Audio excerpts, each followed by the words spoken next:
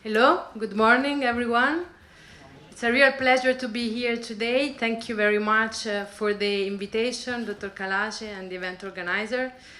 My name is Alessia Forti. I'm a labor market economist at the OECD, and as Mr. Dr. Kalash already said, I'm part of the team that at the OECD has been working on the issue of adult learning over the past few years. So it is a pleasure today to be here to share some of the key results of our research and analysis on this topic. Oh.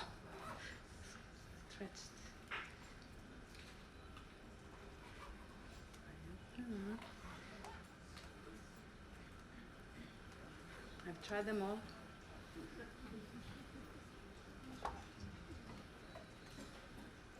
I don't think it's me. So, there you go. No? Ah, okay, it's the one on the front. This one?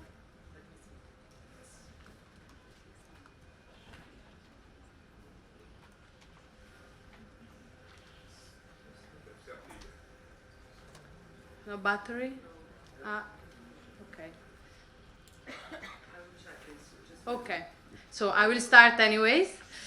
So to present our work on adult learning today, I'd like to walk you through 5 key questions. First of all, why adult learning is important? Why do we need to invest in adult learning today, and why it is urgent to invest in adult learning today? Okay, you have a preview of what I'm going to say next. The second question I'm going to walk you through today is what are the barriers to training? Why adults do not train? Thank you very much. Why adults do not train, and why firms do not provide training to their employees? What are the key barriers? What are the key challenges? Do vulnerable groups train, or are they left behind? And who are these vulnerable groups?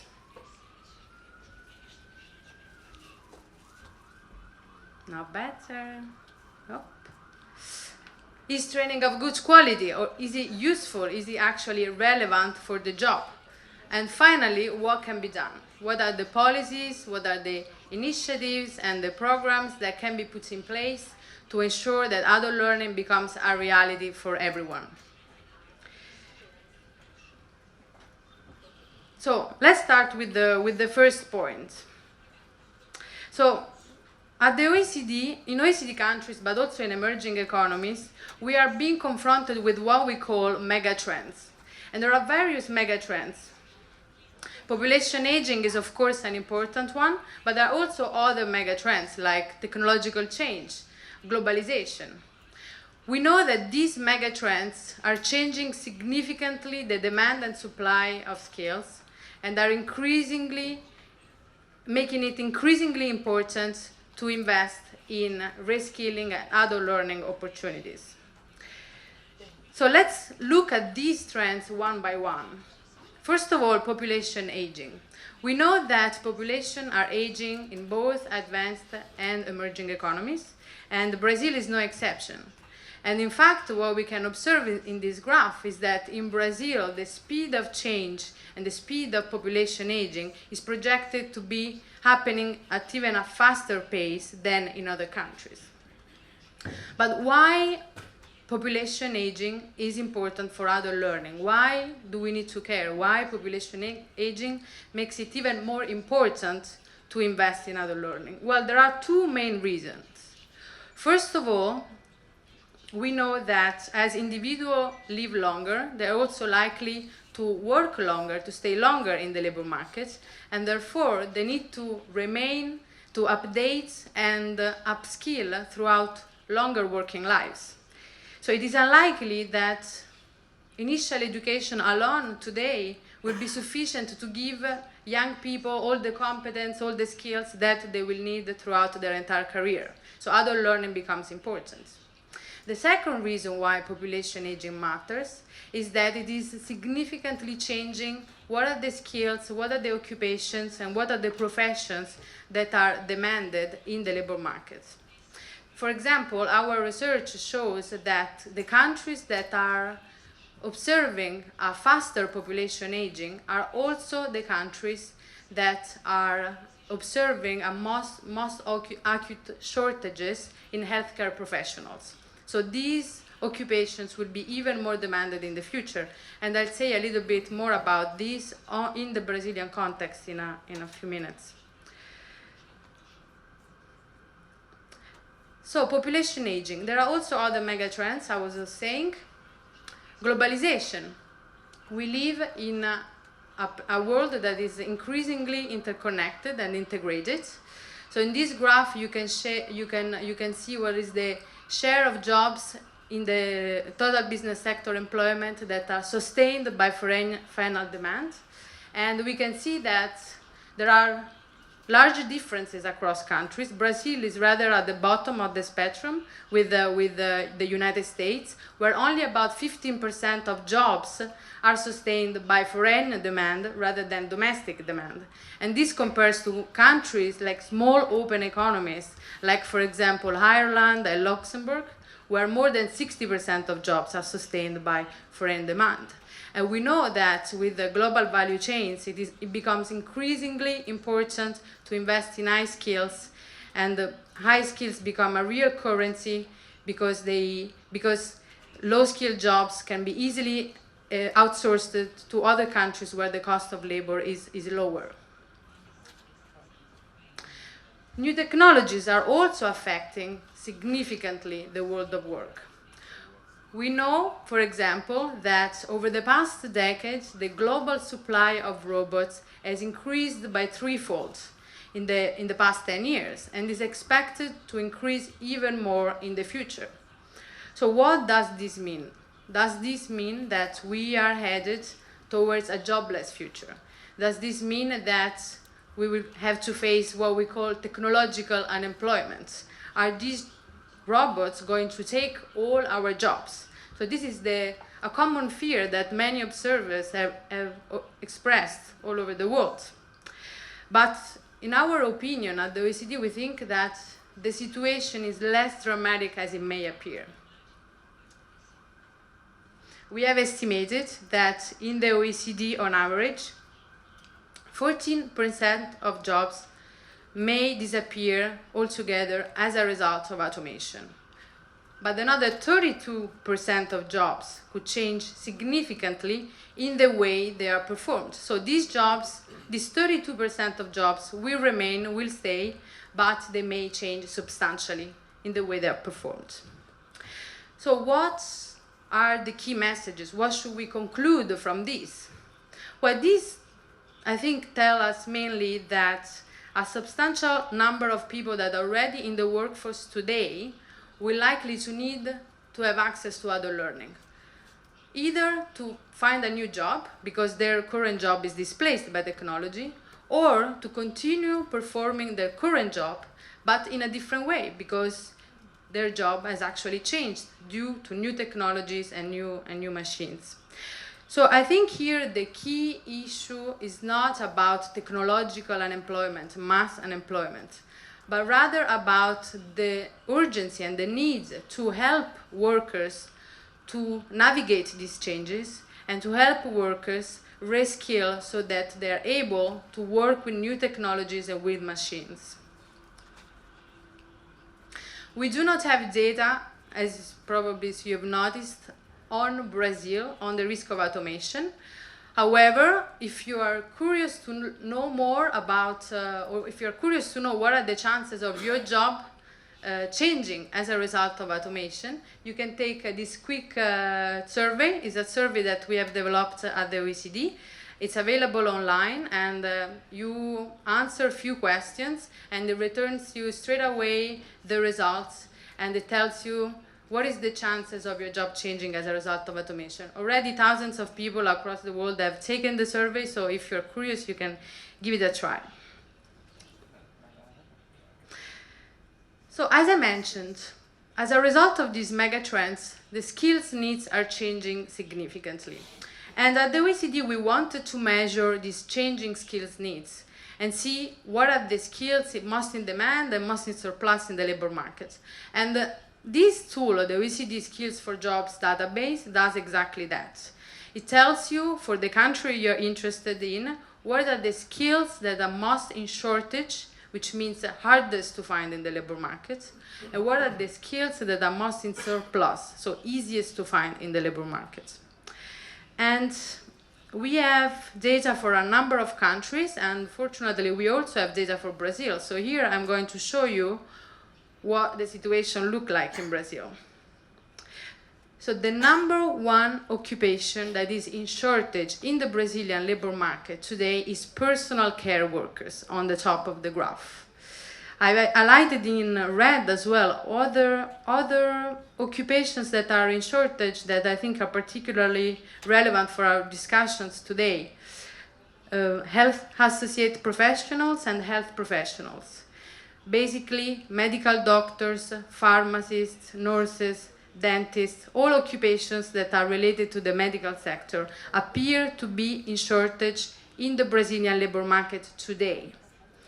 And we can expect, with population aging, that these occupations will be even more in shortage in the future.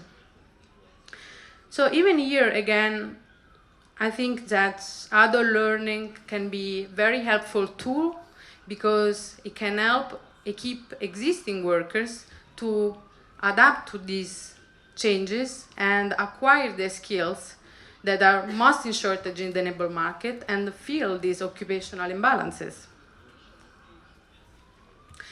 So we've seen why adult learning is important today and why it is urgent to invest in adult learning. But now let's see whether adults actually train. And if they don't train, let's see what are the key barriers that impede them to participate in training. What are the key challenges? What are the key obstacles? We know that in the OECD area, on average, 40% of adults train in a given year. When I say train, I mean participate to job-related training. It can be the formal or non-formal, so it's a very broad definition of training. And as you can see, there are a lot of differences between countries.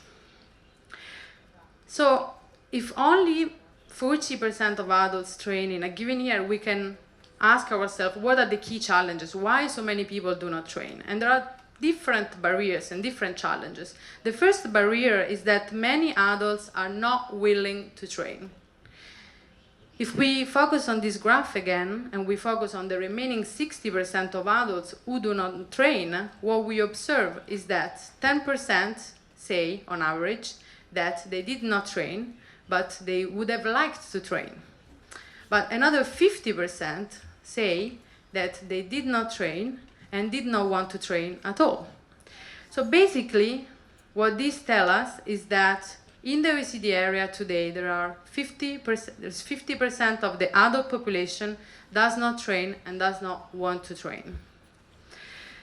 And there are many reasons why so many adults are not willing to train. It can be because training is of poor quality, it is not very relevant. It can be that no training, good training options is being offered to adults. Or it may be that adults are simply not aware of what are the benefits of engaging in continuous learning. Another key challenge on top of lack of motivation, lack of willingness to train, is that even those adults who would be willing to train in principle, at the end of the day do not do so because they face several barriers. And in the OECD at least, we observe that lack of time for either work or personal reason is the number one barrier for not participating to training. So basically people are busy with their jobs, are busy with their commitments at home, so they just do not have the time to train, even though in principle they would be interested. Another important barrier to training is lack of money. A lot of adults say that they do not participate to training because simply they cannot afford it. And there are various factors contributing to this, such as training fees, the cost of learning material, the opportunity cost of not working. So all these can make adult learning unaffordable for many people who would like to participate to training and upskilling options. But another key reason why so many adults do not train may come from employers. So as you can see from this graph, there is some good news, because in the past 10 years, at least in Europe, this graph refers to the European Union on average, what we observe is that in the past 10 years, more and more firms, a larger share of firms, is engaged in providing training to their employees. And this is true for firms of all sizes. The less good news, the bad news here, is that still today, so many firms are not engaged in the training of their employees. And this is particularly true among smaller firms. And this is a key challenge because, as we know, in many countries, small firms represent the bulk of the economy. So if we look at this graph, for example, in 2015, among small firms, less than 60% of them provided training to their employees in a given year. And this graph, by the way, this data excludes firms with less than 10 employees, where we can expect that training efforts are even less important. So why firms do not train? There are several reasons. I show you here a graph that tells you what are the key barriers for firms for not training. And we know that most firms recognize that they prefer to recruit new staff rather than provide training to their existing workforce. And you can see it at the right side of the graph. And there are also other important challenges, like the high workload of staff. Firms basically say that their employees are too busy and the employees just do not have the time to participate to training. Other firms say that high cost of training is a barrier. Firms find that training sometimes is just too expensive for them. But I think there is also another key challenge on top of these barriers, which is even when firms do provide training to their workers, they may feel that they prefer to invest in certain types of workers, like the high-skilled, like, for example, younger people, or workers with standard permanent contracts, simply because these workers are those who are most likely to stay with the firms for a longer time, and therefore they can expect to have greater returns to their skills investments. So we have to ask ourselves, who are the beneficiaries of training? And this brings me to my third question. Do vulnerable groups train? I think this is a very important question, because the labor market challenges that we are experiencing and we are going through may have implications for everyone, but disadvantaged groups may be particularly affected by these changes, and therefore participation to adult learning will be particularly important and crucial for these people. So who are these disadvantaged groups? Of course, there are many groups, and some of these groups that I will present are partly overlapping in a way, but let's focus on these four groups for the moment. First of all, older people. We know that older people are likely to have lower levels of skills and qualifications than younger people, so for them it's very important to retrain, to upgrade what they've learned when they were younger in initial education. The low-skilled, who are likely to lag behind in a world of work that is increasingly knowledge-based and where high skills are increasingly important. Workers in jobs at high risk of automation, who may need to be retrained to find a new job, perhaps in a different occupation, if their job is actually displaced by technology. And finally, non-standard workers, who have precarious jobs and may need to have access to retraining so that they can have access to more stable employment opportunities. So these are the groups that, for a variety of reasons, may risk to be lagging behind in a world of work that is changing constantly, But what we observe, our analysis, our research shows that these groups are actually those that need the training the most, but actually train the least. And this graph shows you exactly that. Each of the group I talked about is much less likely to train than the counterpart. So low skill compared to high skill, older people compared to younger people, and so on and so forth. So now I'd like to take a closer look at a disadvantaged group that is particularly relevant and interesting for our discussions today, which is older people. So we know that older people have acquired a lot of knowledge and experience and skills through years of work and career. At the same time, we also know that older people are less likely to have tertiary qualification, university degrees, and qualifications more generally. So this graph tells you exactly that. The bar represents older people, the dot represents younger people, and it tells you the share of each group that has university degrees. And in almost all OECD and advanced economy and emerging economies, including Brazil, older people are much less likely to have university qualifications. We also know that older people in general have lower level of digital skills. And this graph tells exactly that. For example, we know that in the OECD, on average, around 10% of older people aged 55 to 65 have a good ability to solve problems in technology-rich environment. It's a very long name, but that's the official name. And this compares to around 40% of younger people. So in general, older people are less likely to be proficient with the digital technologies. There is also another key challenge on top of skills and qualifications. And the key challenge is that older people face also more difficulties compared to younger people to staying employed in the labor market as they grow older. In this graph, we can see that older people represent a large and growing share of the unemployed population.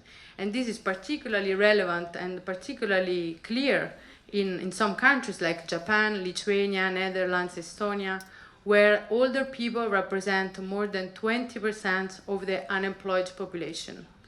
In Brazil, this share is much, much lower, but however, it is increasing. It is increasing since 2008, for example. Of course, partly as a result of population aging, because there are more older people. So in this context, one would expect older people to have more access to training and more access to other learning so that they can upskill, gain new qualifications, and become more employable, and if they want to remain in the labor market for longer. But the reality is that older people participate much less in training than younger colleagues. And there are a lot of variations across countries, but in general, this is true across the board. Older people participate less to training than younger people.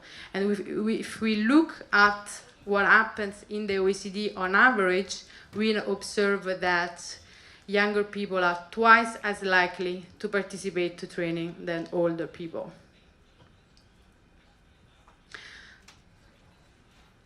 In this graph, you can see that investment in training matter for older people. They matter for everyone, but they matter also particularly for older people. This graph shows you the employment rate by skill level of the older population, aged 55, 64. And you can see that in all countries, in almost all countries, the low-skilled have lower employment rates than the high-skilled. And this is true for OECD countries, it's true for many emerging economies, and it's true also for Brazil. So investing in skills, investing in the education of older people means also probably better employment outcomes for them.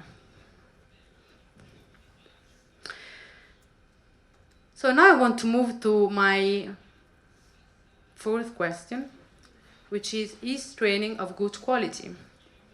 Because of course it is important to ensure that more people have access to training, and it is important to ensure that disadvantaged groups are not left behind. But we also have to ask ourselves what type of training we are providing. Is it useful? Is it relevant? Is it of good quality? So the challenge here is that training quality is very hard to measure. There is very little information that is available and that is comparable across countries on training quality. However, what we do know is that not all training is for learning new skills.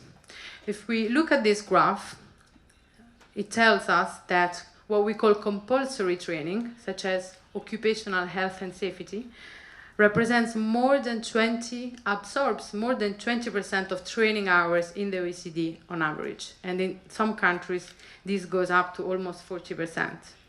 So of course, this training is absolutely crucial and important, for example, to avoid work accidents. And we are not saying that it shouldn't take place. It should take place, and it's crucial. What we are saying is that this type of training is not necessarily the training that give workers and adults the skills to thrive in their career and the skills to navigate ever-changing labor markets. Another way to measure training quality is to look at what participants say about training. Were they happy about the training they received? And on this we do have data. And this graph shows you exactly that. It shows you that in the European Union on average, 67% of participants said that they experienced positive employment outcomes following training. So at the first sight, this may look like a relative good outcome.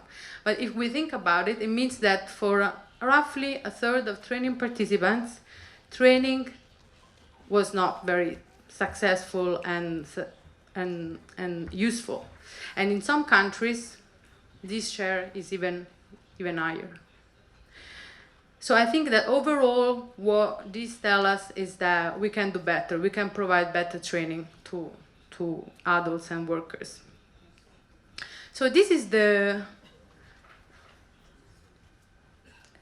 one way of looking at training quality, but there is also another way to look at training quality, which is trying to understand whether firms are able to provide the training that they think is important to their employees. And this graph is a bit technical, but bear with me. So it tells you what is the overlap between the top 3 skills that are considered as a key priority for the firm and the skills that is actually developed through training. And what it tells you is that in many countries, the alignment between the identified skills as a priority and the skills actually delivered through, acquired through training is very low. In some countries, no alignment or low alignment is the norm.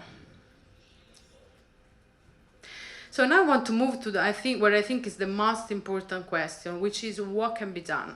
We have seen what the challenges are. Now let's take a look at what can be done to address these challenges and what can be done to ensure that adult learning becomes a reality for all. So at the OECD, we have identified the 5 key areas of action.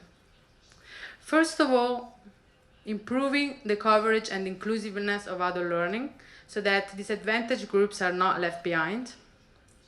Aligning the training content more strongly with the skills needs of the labor market.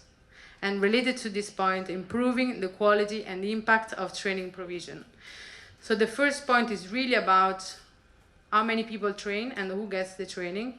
And the second and third point is more about what type of training are we delivering, what type of training are we providing to adults and workers. The fourth point is about putting in place adequate and sustainable financing so that lack of money, lack of financial resources is not an obstacle and a barrier to training for both firms or workers. And finally, strengthening governance mechanisms.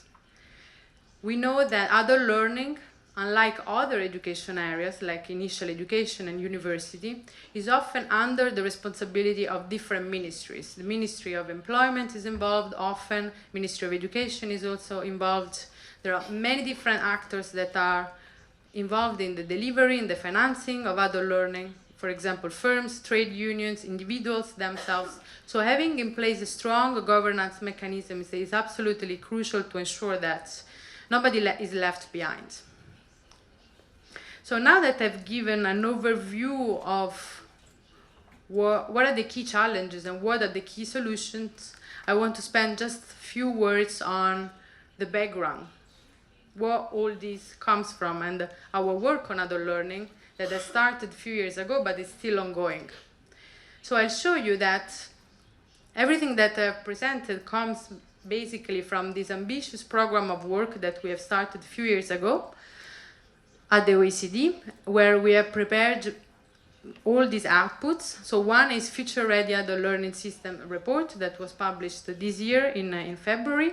And basically what it does, it takes stocks of what are the policies that OECD countries and developing countries are putting in place to improve their adult learning system. So it's really a collection of good practices of what countries are doing. The dashboard Priorities of Adult Learning, it's a dashboard online that you can take a look at. It includes more than 50 indicators of on the issue of adult learning, and it gives an opportunity to countries to benchmark themselves with other countries and see how they compare in the international context. And the three thematic booklets is more for our an audience of practitioners. So it's really pragmatic and really gives a very concrete policy recommendations, and it's focused on three different themes: on how to involve social partners, how to tackle, provide training to low-skilled, and aligning training to the needs of the labor market.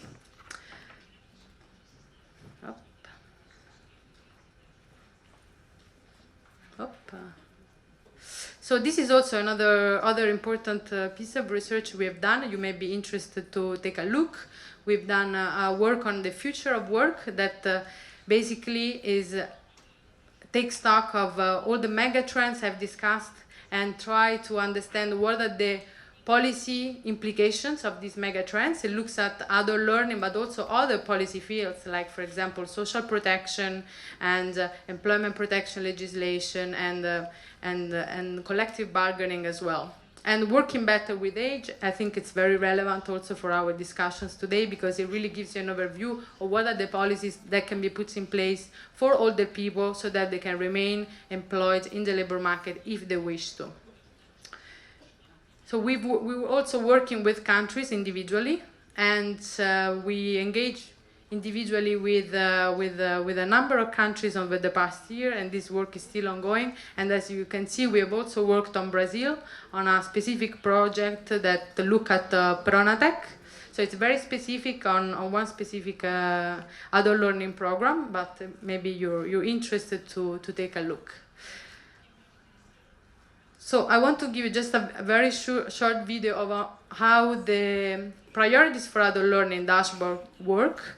So basically you can go online, you can check the country you're interested to, you can scroll over the results. There are 7 different dimensions of the adult learning system, including urgency, coverage, inclusiveness, flexibility and guidance, alignments, and you can compare the country you're interested with with the other countries.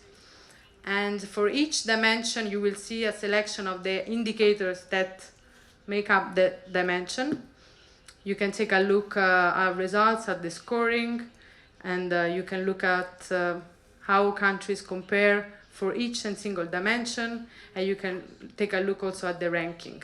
So unfortunately we do not have data for Brazil. This data refers only to OECD countries, but we are working on expanding the database to also other countries. So hopefully this will come up in the next months.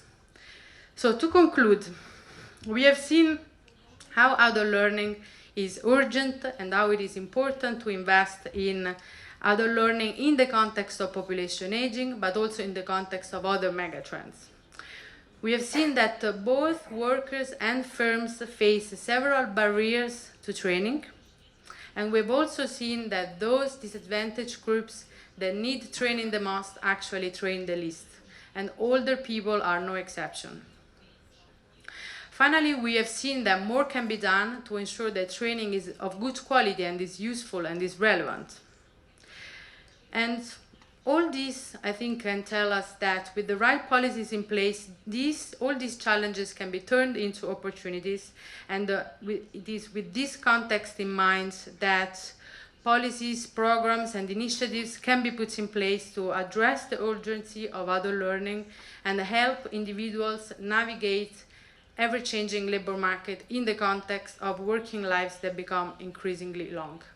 Thank you very much for your attention.